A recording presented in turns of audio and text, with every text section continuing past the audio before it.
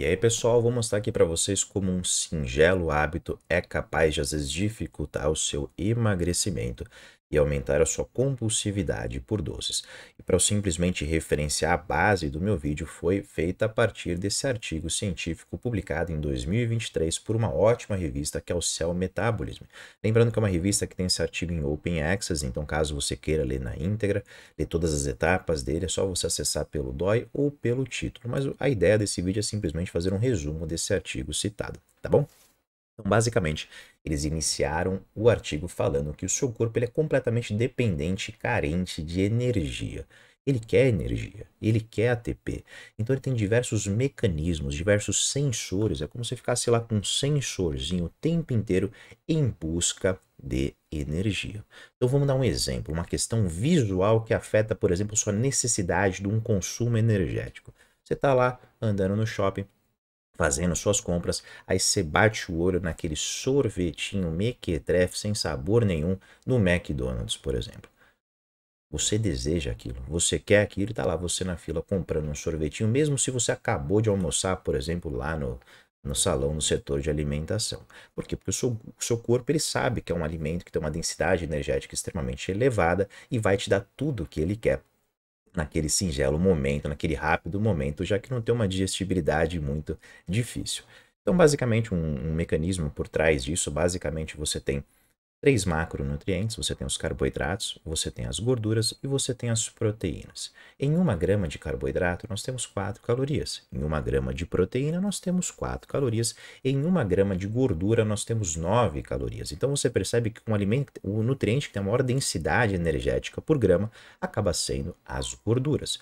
Só que o seu corpo ele tem como prioridade, ele gosta mais, a preferência dele é por carboidrato, porque é o macronutriente que precisa de uma via muito mais rápido em comparação aos outros dois nutrientes para fazer a formação de energia, que é o que ele quer, ele é carente por energia. Então ele gosta, ele sempre vai tentar te sinalizar para consumir carboidratos.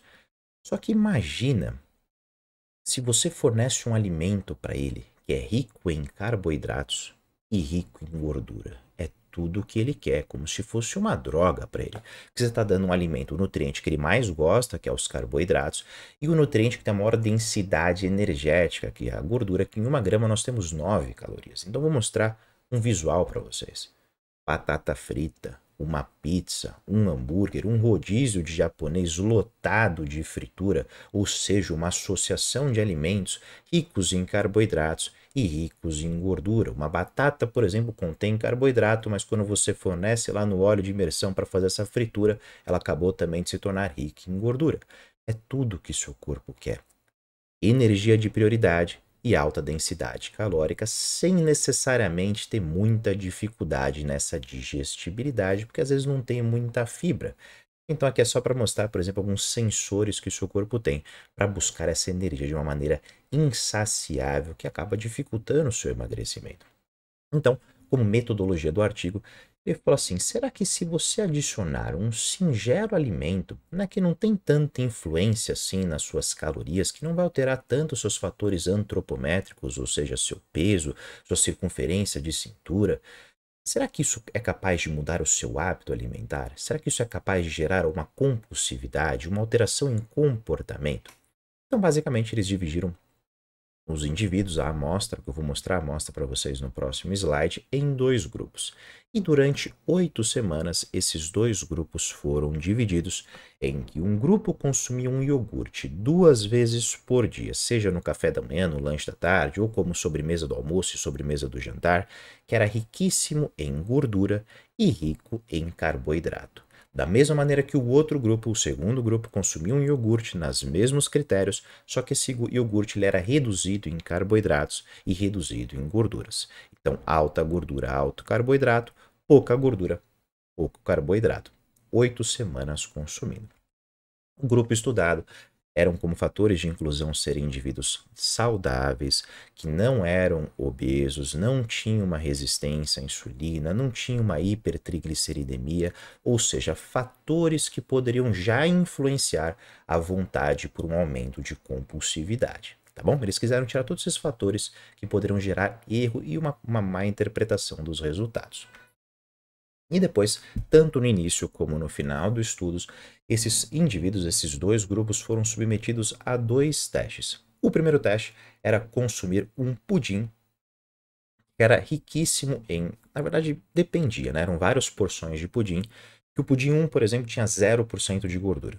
O pudim 2 tinha 2% de gordura. O pudim 3 tinha 5% de gordura. O pudim 4 tinha 15% de gordura, para testar os níveis de gordura em cada alimento e como é que esses indivíduos, se eles iam gostar mais, se eles iam desejar mais, da mesma maneira que depois tinha um segundo teste que era feito com suco de maçã, e aqui a variação não era no teor de gordura, e sim no teor de açúcar. Tinha primeiro o suquinho sem açúcar, o suquinho com 5% de açúcar, o suquinho com 10% de açúcar, e eles iam lá bebendo e falava, ah, esse eu gostei mais, esse eu gostei menos, esse eu quero consumir todo dia, esse eu não quero. Um questionário que era realmente respondido para gerar uma métrica desses resultados.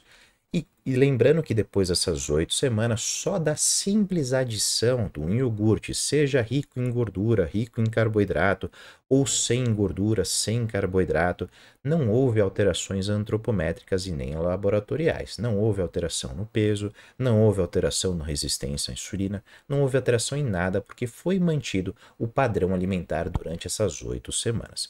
Mas qual foi o resultado? O que eles encontraram? Que mesmo não tendo alterações antropométricas nessas singelas, nesse estudo curto de 8 semanas, aqueles indivíduos que consumiram 2 vezes por dia um simples iogurte, que era riquíssimo em gordura e riquíssimo em açúcar, em comparação com aquele iogurte que não tinha gordura e não tinha açúcar, aquele grupo que era rico nesses nutrientes, não queria mais consumir alimentos, não tinham tanto desejo por alimentos que eram baixos em gordura e baixo em açúcar. Eles preferiam alimentos que eram mais doces, que eram mais gordurosos. Mudaram sinais de controle deles, geraram um pouquinho mais de compulsividade, geraram antecipação, ou seja, aquele desejo só de você ver, por exemplo, a casquinha do McDonald's, aquele desejo de você simplesmente querer consumir. Ou seja, um simples hábito que você adicionou no seu dia foi capaz de, às vezes, dificultar o seu emagrecimento por alterar os seus sinais de comportamento e os seus sinais simplesmente dos alimentos que você quer compor na rotina. Então, só para traduzir para um mundo real. Vamos imaginar esses dois grupos aqui. O grupo 1 consumindo um iogurte que é riquíssimo em açúcar, e riquíssimo em gordura, já que ele também tem a adição de açúcar para deixar naquele saborzinho gostoso, em comparação com aquele que consumia, por exemplo, um iogurte desnatado, que é um teor reduzido de gordura, não tem açúcar. Esses indivíduos que consumiram, por exemplo, esse iogurte riquíssimo em gordura e riquíssimo em açúcar, procuravam, desejavam alimentos mais gordurosos e alimentos mais açucarados, podendo gerar só por essa sim, isso não foi eu que falei, eu tô lendo para vocês o artigo científico, tá?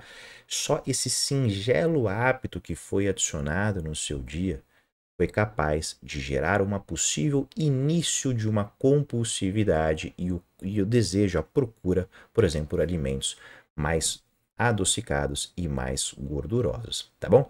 Então aqui é só para mostrar para vocês que às vezes você manter aquele chocolatinho depois do seu almoço ou manter aquele seu consumo, por exemplo, de refrigerante no seu jantar, é capaz de talvez dificultar o seu emagrecimento não apenas pela aquela adição de 50, de 60, de 150 calorias que você está colocando no seu dia, mas as suas emoções futuras, o seu controle futuro, que poderia estar prejudicado, já que você estaria com mais desejo, com mais craving, que ele chama, de você procurar sempre esses alimentos gordurosos e açucarados, tá bom? Espero que vocês tenham gostado, espero que vocês tenham entendido e até o próximo vídeo.